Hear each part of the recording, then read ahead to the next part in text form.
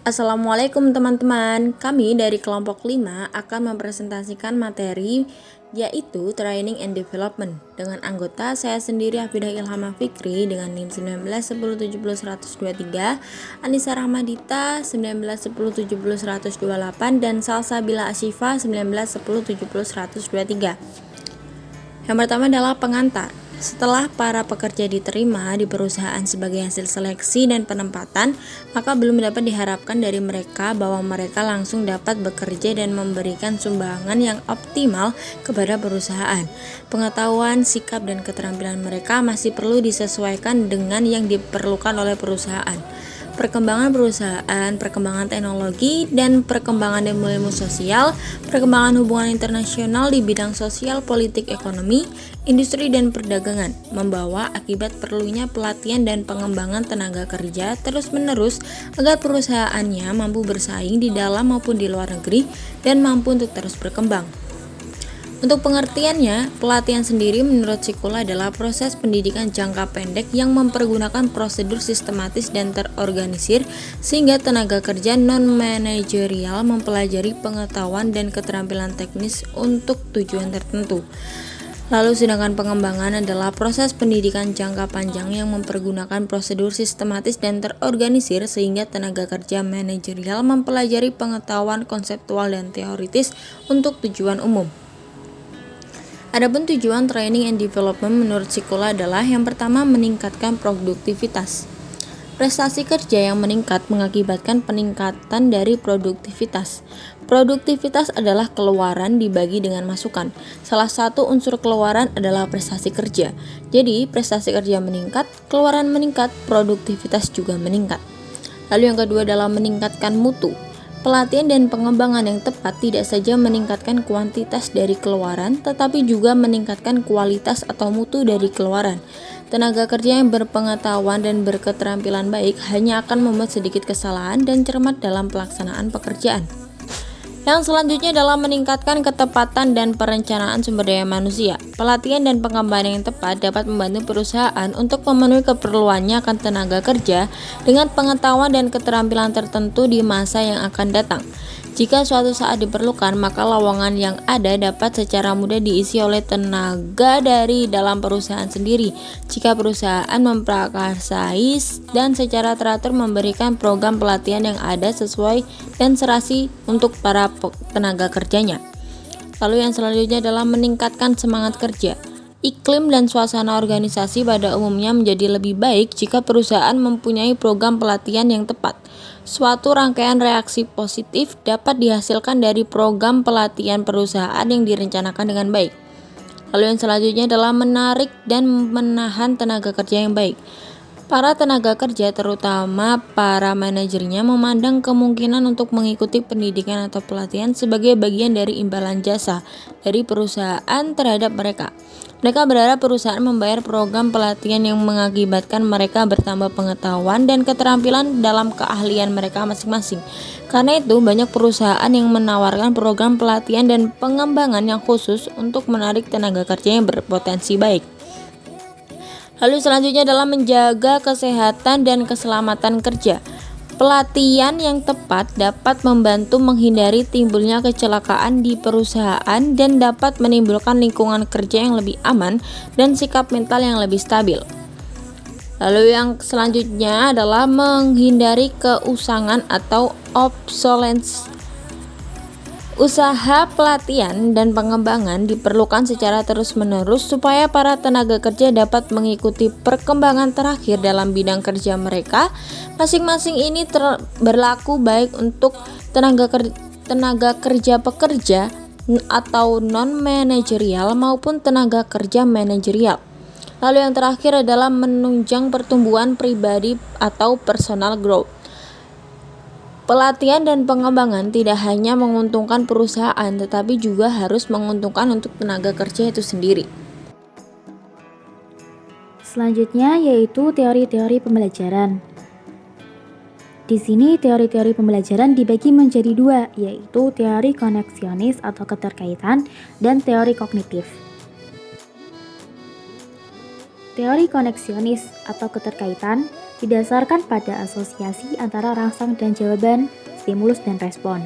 Pada teori ini, pemahaman pemikiran tidak terlalu penting dalam proses pembelajaran.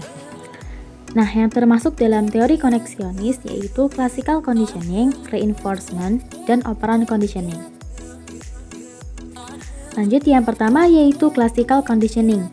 Classical conditioning ini dipelopori oleh Pavlov, di mana ia mengungkapkan bahwa dalam penelitian anjingnya dapat menghasilkan suatu respons yang diinginkan dengan mengkondisikan dua stimulus, yaitu stimulus yang tidak dikondisikan dan stimulus yang dikondisikan. Hal ini dapat kita lihat dalam contoh sehari-hari, seperti semisal ada seorang anak yang tertarik atau rindu pada ibunya. Nah, hal ini dapat kita sebut sebagai stimulus yang tidak dikondisikan. Nah, beberapa kali ketika ia sebelum dia bertemu dengan ibunya, dia selalu bertemu dengan ayahnya. Nah, kejadian ini dapat kita sebut sebagai stimulus yang dikondisikan, sehingga ketika dia ingin bertemu dengan ibunya, maka dia akan merasa tertarik juga pada ayahnya. Seperti itu. Lalu yang kedua yaitu reinforcement. Reinforcement ini diwakili oleh Thorndike yang dikenal dengan asosiasi antara stimulus respon dan trial and error, di mana ia menyimpulkan bahwa gerakan yang memberikan efek yang lebih baik akan menjadi lebih kuat dan akhirnya akan dilakukan jika situasi lebih menuntutnya. Teori ini diperluas pula oleh Hull yang mengaitkannya dengan faktor motivasi. Selanjutnya yaitu operant conditioning. Teori ini mengacu pada fakta bahwa melalui sistem pemberian hadiah, hukuman, dan pengukuhan kembali yang positif, perilaku yang beroperasi berpengaruh pada lingkungan dan menghasilkan satu akibat. Dalam hal ini terdapat 4 macam pengukuhan kembali, yaitu yang pertama, positive reinforcement, mencakup pemberian reward, hadiah. Yang kedua yaitu avoidance learning atau yang biasa kita sebut negative reinforcement, yaitu penarikan diri atau menghindari suatu kondisi yang tidak menyenangkan pada saat perilaku ditampilkan. Lalu yang ketiga yaitu extinction, yaitu mencakup suatu penarikan diri dari reinforcement positif sehingga perilaku yang tidak diinginkan makin melemah dan akhirnya menghilang. Contohnya yaitu seperti semisal ada tenaga kerja. Nah, tenaga kerja ini setiap ada kesempatan ia selalu memberikan pandangan yang dianggap atasannya kurang bermakna, seperti itu. Nah, pada mula-mula atasannya ini mendengarkannya dan meresponnya seperti itu. Nah, hal tersebut merupakan positive reinforcement. Tapi pada akhirnya ia membiarkan saja tenaga kerjanya tersebut untuk membicarakannya dan ia tidak merespon, sehingga perilaku tersebut lama-kelamaan akan hilang, seperti itu. Dan yang keempat yaitu punishment. Punishment ini digunakan ketika timbul perilaku yang tidak diinginkan dan diberikan akibat yang negatif pada saat timbul hal tersebut dengan tujuan untuk menurunkan frekuensi timbulnya perilaku tersebut. Namun pengukuhan kembali dengan cara ini sering gagal karena sangat menekan dan menimbulkan perilaku emosional yang sering diarahkan ke orang yang memberikan hukuman. Lalu lanjutan operant conditioning, terdapat 4 cara penjadwalan penggunaan pengukuhan kembali, yaitu yang pertama, variable ratio reinforcement atau pengukuhan kembali berdasarkan perbandingan yang bervariasi. Hal ini terjadi setelah sejumlah perilaku yang diinginkan timbul. Lalu yang kedua yaitu fixed ratio reinforcement atau pengukuhan kembali berdasarkan perbandingan yang tetap yang selalu terjadi setelah perilaku yang diinginkan diperlihatkan dalam jumlah tertentu yang tetap. Yang ketiga yaitu variable interval reinforcement atau pengukuhan kembali berdasarkan interval waktu yang bervariasi. Variabel interval reinforcement ini dilaksanakan setelah perilaku yang diinginkan timbul setelah interval waktu tertentu yang bervariasi. Lalu yang terakhir yaitu fixed interval reinforcement atau pengukuhan kembali berdasarkan interval waktu yang tetap. Hal ini terjadi jika perilaku yang diinginkan timbul setelah jumlah waktu yang tetap telah lewat sejak ada pengukuhan kembali sebelumnya. Yang kedua yaitu teori kognitif. Teori kognitif ini mencakup proses pemahaman dan kognitif. Pembelajaran sebagai proses dari merestruktur pengetahuan yang telah ada pada seseorang dalam kaitannya dengan masalah khusus. Nah, penstrukturan kembali inilah yang menghasilkan suatu pemahaman. Teori ini mencakup teori Gestalt dan intervening variable oleh Tolman. Masuk pada selanjutnya yaitu konsep dan prinsip pembelajaran. Konsep pembelajaran, Miner mengajukan 5 konsep pembelajaran agar proses pembelajarannya dapat efektif, yaitu meliputi motivasi, positive reinforcement, pengetahuan tentang hasil, praktek aktif dan pembelajaran melalui penghayatan atau experiential learning, dan pemindahan dan pelatihan atau transfer of training. Yang pertama yaitu motivasi. Nah, motivasi inilah yang menyebabkan seseorang mau belajar. Karena pembelajaran pada umumnya terjadi jika seseorang memiliki motivasi untuk belajar. Lalu yang kedua yaitu positive reinforcement.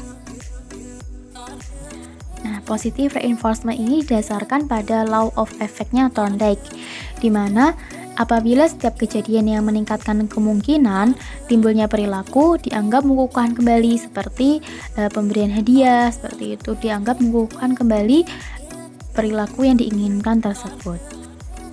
Lalu yang ketiga yaitu mengenai pengetahuan tentang hasil. Hal ini penting dilakukan dengan cara memberikan balikan kepada peserta pelatihan atau trainee agar mereka dapat mengetahui mana yang telah mereka kuasai, yang telah mereka lakukan dengan baik, dan yang belum mereka kuasai. Nah, dengan mengetahui hasilnya, mereka dapat mengkonsentrasikan diri pada hal-hal yang harus mereka pelajari.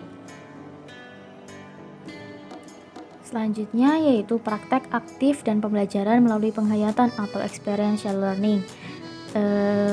Praktek aktif ini akan dijelaskan oleh rekan saya setelah apa yang saya bawakan. Lalu yang terakhir yaitu pemindahan dan pelatihan atau transfer of training, di mana peserta pelatihan akan dilatih untuk mentransfer apa yang telah ia kuasai. Selanjutnya yaitu mengenai prinsip pembelajaran. Aspek pembelajaran yang terlibat dalam program pelatihan keterampilan teknik, program pelatihan, dan program pengembangan eksekutif adalah proses pembelajaran asosiasi, pembelajaran selektif, pembedaan penginderaan, pemerolehan keterampilan pemahaman, serta perubahan sikap. Nah, tentu terdapat beberapa aturan untuk melancarkan proses belajar yang meliputi aspek pembelajaran. Yaitu yang pertama, aturan dalam pembentukan asosiasi. Yaitu yang pertama, pengulangan mempengaruhi jumlah dan kekuatan asosiasi. Aturan yang kedua yaitu minat merupakan mental set yang penting dalam pembentukan asosiasi. Yang ketiga yaitu pengulangan yang didistribusikan lebih baik daripada pengulangan yang ditumpuk. Selanjutnya yaitu pembelajaran keseluruhan lebih baik daripada pembelajaran sebagian. Lalu pengulangan aktif atau membaca keras lebih baik dari membaca pasif. Selanjutnya yaitu ingatan jangka pendek memperlihatkan penurunan dan pengelompokan membantu ingatan.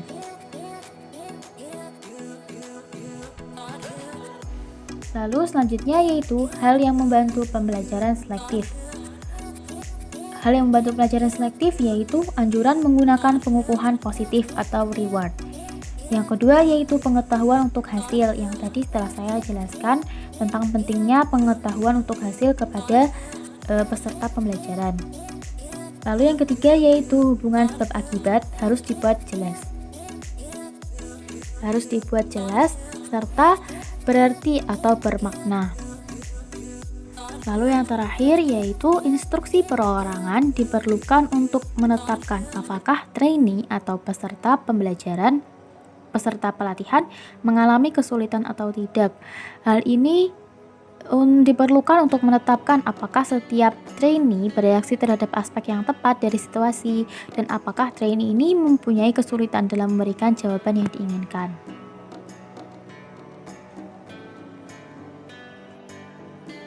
Selanjutnya yaitu memperhatikan pembedaan penginderaan, di mana sejauh mana kemampuan penginderaan, penglihatan, pendengaran, dan lain-lain dari trainee untuk membedakan rangsang penginderaan. Pengetahuan ini diperlukan untuk menentukan alat bantu pembelajaran apa yang dapat digunakan, seperti alat bantu visual saja, atau alat bantu audiovisual, dan sebagainya. Lalu selanjutnya yaitu hal yang membantu diperolehnya keterampilan, seperti melakukan bukan mengamati, menyeleksi gerakan-gerakan yang harusnya kita lakukan dan yang tidak, dan lain-lain. Lalu pembelajaran lebih baik melalui pemahaman, di mana ada beberapa aturan, yaitu bahan pelatihan disusun dengan prinsip tertentu. Lalu mendorong diskusi dan saling tukar pandangan. Jadi diskusi dan saling tukar pandangan ini sangat penting dalam pelatihan. Lalu selanjutnya ada mengecek kemajuan trainee secara teratur, yang merupakan hal yang penting karena pemahaman menurun cepat jika seseorang menjadi terbelakang dibandingkan dengan yang lain, dan lain-lain. Selanjutnya yaitu mengubah sikap. Dalam mengubah sikap dapat digunakan metode diskusi permisif yang dipolakan untuk mendorong ungkapan perasaan dan pandangan secara lengkap, mempengaruhi sikap secara konstruktif karena anggota kelompok belajar apa yang dipikirkan dan dirasakan oleh anggota kelompok lain. Yang kedua yaitu metode bermain peran, karena metode bermain peran merupakan metode yang sesuai untuk pelatihan sikap. Yang ketiga yaitu pengaruh pengalaman terhadap sikap yang positif, seperti pengalaman menyenangkan menciptakan sikap positif dan pengalaman yang tidak menyenangkan menciptakan sikap yang negatif pula. Lalu jika ada yang merasa frustasi, maka harus digunakan suatu prosedur yang cenderung untuk dipolakan untuk melepaskan ungkapan permusuhan. Seperti itu. Baik, mungkin itu saja. Saya kembalikan kepada rekan saya untuk menjelaskan slide selanjutnya. Selanjutnya yaitu membahas tentang penyusunan program pelatihan atau pengembangan yang dibagi menjadi 6 tahap.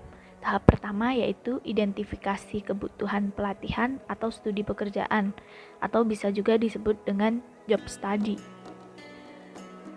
Terdapat 4 macam keterampilan yang dikembangkan menurut Reiners. Yang pertama yaitu knowledge based skills, yaitu keterampilan didasarkan pada pengetahuan yang dikuasai. Jadi di sini maksudnya keterampilan itu dikembangkan berdasarkan pengetahuan yang dimiliki untuk dapat melakukan tugas pekerjaan secara baik. Yang kedua yaitu singular behavior skills, keterampilan perilaku sederhana, seperti datang bekerja tepat waktu, menetapkan sasaran untuk dirinya sendiri, dan mengoperasikan satu mesin cetak sederhana yang mencakup perilaku yang dapat dibentuk dan diamati. Yang ketiga ada limited interpersonal skills, keterampilan antar pribadi terbatas. Jadi, aktivitas seperti memberi arahan kepada karyawan baru, mendelegasikan tanggung jawab dan memberikan balikan kepada seseorang tentang unjuk kerjanya. Dan yang terakhir ada social interactive skill, keterampilan interaktif sosial. Keterampilan ini berlangsung pada taraf manajerial yang mencakup manajemen konflik, menggunakan daya atau kekuasaan secara efektif, negosiasi satu kontrak, dan sebagainya. Tahap kedua yaitu penetapan sasaran pelatihan atau pengembangan. Jadi, ada sasaran umum dan sasaran khusus. Di sini dijelaskan lebih rinci pada sasaran khusus. Sasaran khusus dapat dibedakan berdasarkan jenis perilaku yang akan ditimbulkan melalui trends. Ada sasaran kognitif, sasaran afektif, dan juga sasaran psikomotor. Yang pertama, sasaran kognitif, yaitu sasaran yang menggambarkan perilaku kognitif. Contohnya, peserta mampu mengidentifikasi atau peserta mampu mengenal, mampu membedakan, menilai, menganalisis, dan sebagainya. Yang kedua yaitu sasaran afektif. menggambarkan perilaku yang berhubungan dengan perasaan dan sikap. Misalnya, membahas kembali atau membaca kembali dengan teman setelah selesai menerima pelajaran atau materi. Yang terakhir, ada sasaran psikomotor yang menggambarkan perilaku gerak. Contohnya, yaitu peserta bisa mengetik, itu sudah termasuk merupakan sasaran psikomotor. Selanjutnya pada tahap ketiga, yaitu penetapan kriteria keberhasilan dengan alat ukurnya.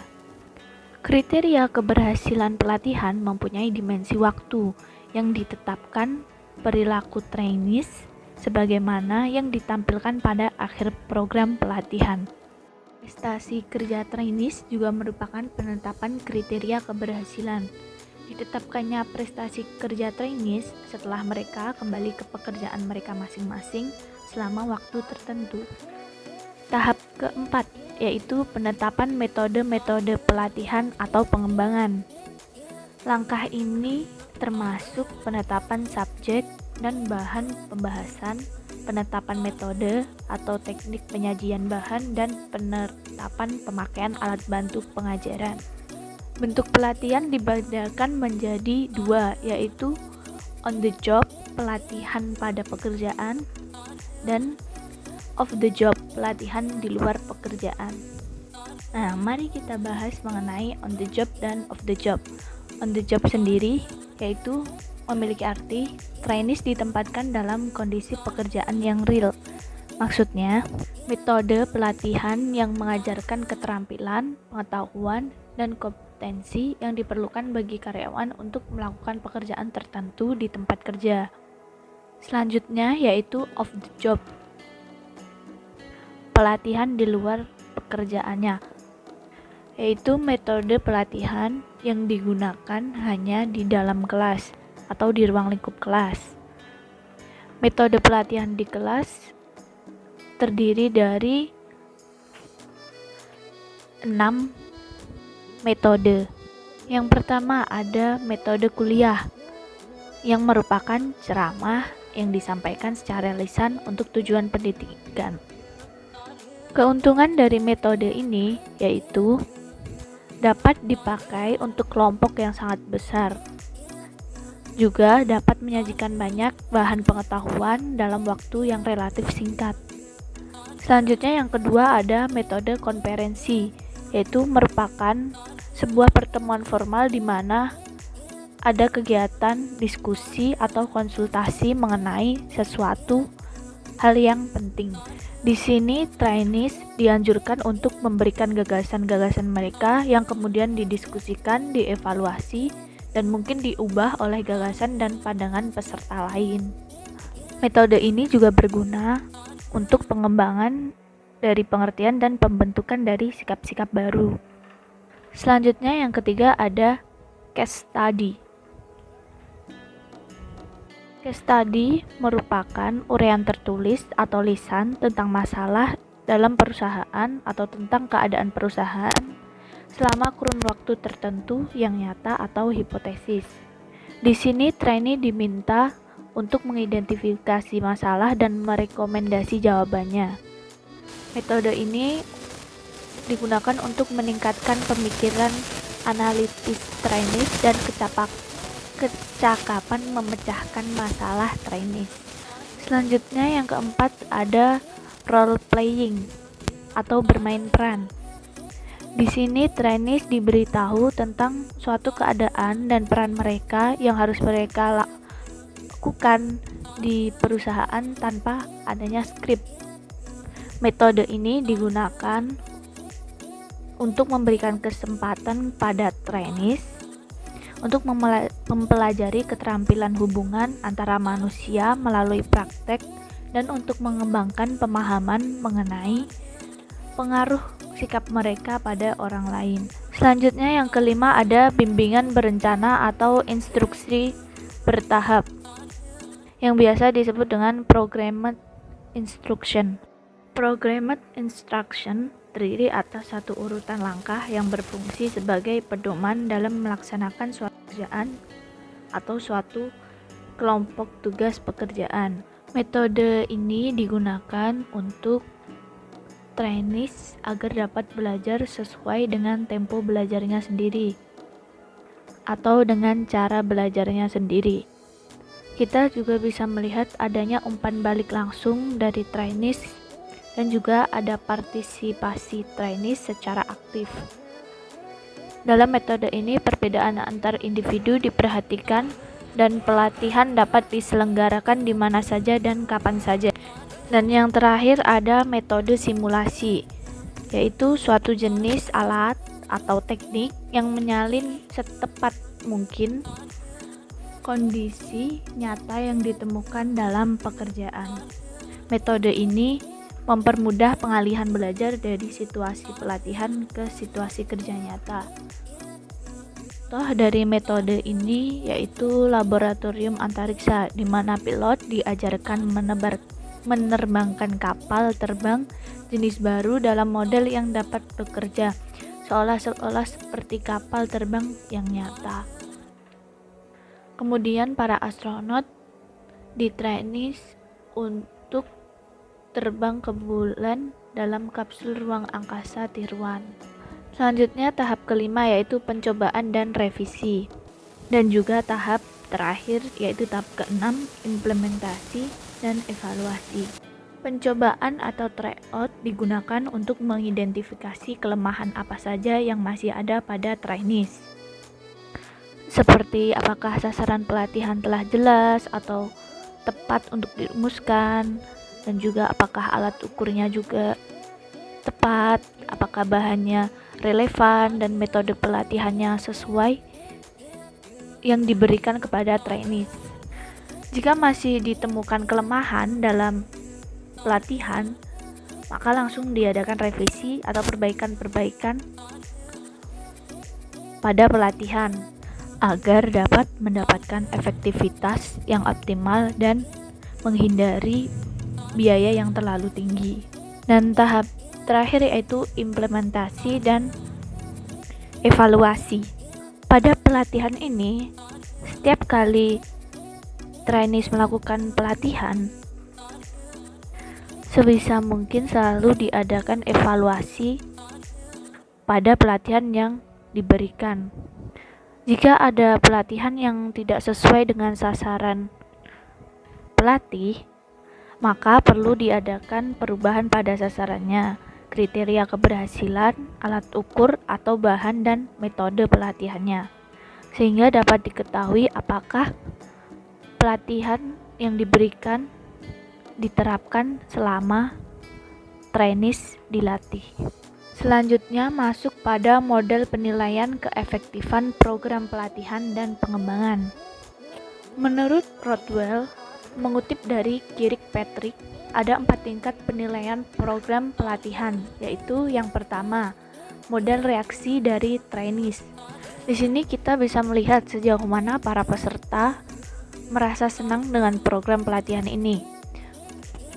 Model reaksi dari trainees mempunyai 2 tingkat penilaian. Yang pertama yaitu senang tidaknya peserta terhadap program pelatihan, yang dapat menggambarkan kesediaan peserta untuk mempelajari materi yang diberikan dalam program pelatihan, yang dapat menentukan banyak atau sedikitnya proses pembelajaran.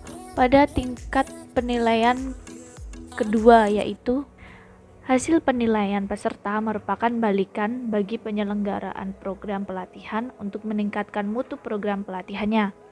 Misalnya, proses pengajaran yang lebih tepat dan penggunaan alat peraga itu dapat membantu menjelaskan sehingga timbul pembelajaran bahan yang efektif. Pada penilaian ini terjadi tidaknya proses pembelajaran dapat diungkapkan oleh peserta pelatihan itu sendiri. Selanjutnya ada model after only dan before after, yang merupakan penilaian tingkat kedua dan tingkat ketiga. Model after only hanya diberikan tes pada akhir program pelatihan. Misalnya seperti yang dinamakan post test. Post-test ini terdiri dari pertanyaan yang menggambarkan sasaran pembelajaran. Jika hasil post-test peserta pelatihan bagus, bisa disimpulkan bahwa trainees berhasil memiliki pengetahuan dan kemampuan sesuai dengan sasaran pembelajaran dari program pelatihan. Misalnya, atau contohnya, trainees diharapkan mampu menerjemahkan satu naskah dalam bahasa Indonesia yang terdiri dari 500 kata ke dalam bahasa Inggris dan waktu selambat-lambatnya 1 jam tanpa membuat kesalahan dalam tata bahasanya.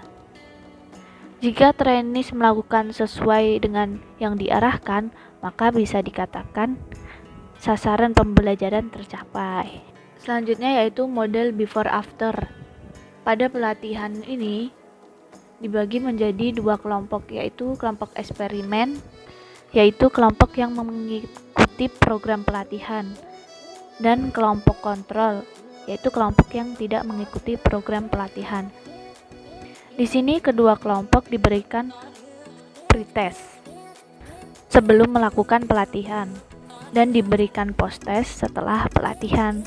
Nah, hasil post-test dari kelompok eksperimental lebih tinggi dari hasil pretestnya sendiri dan hasil post-testnya lebih tinggi dari kelompok kontrol, maka bisa disimpulkan bahwa terjadi perubahan setelah proses pembelajaran atau sasaran program pelatihan itu tercapai.